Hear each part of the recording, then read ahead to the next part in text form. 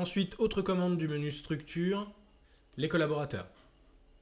Donc là, je rentre dans la liste encore une fois des collaborateurs déjà existants dans ma comptabilité. Donc je vais rentrer sur le collaborateur Chevalier Eric, par exemple, pour voir le détail de cette fiche.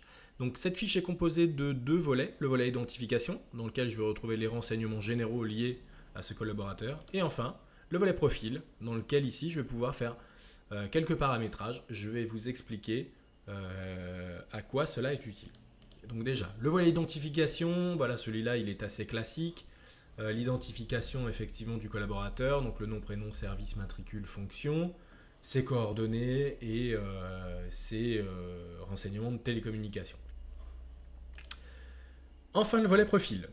Donc le volet profil, ici, vous voyez déjà que dans profil, j'ai 6 coches à pouvoir mettre.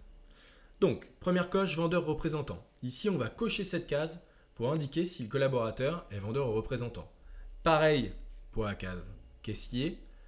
Pareil pour la case acheteur, à la différence que pour les deux cases acheteur et responsable financier ici,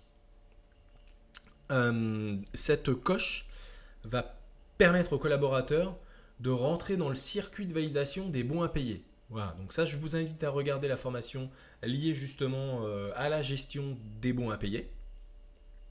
Voilà, mais comme ça, vous comprendrez mieux effectivement pourquoi cette coche-là et cette coche-là sont assez intéressantes.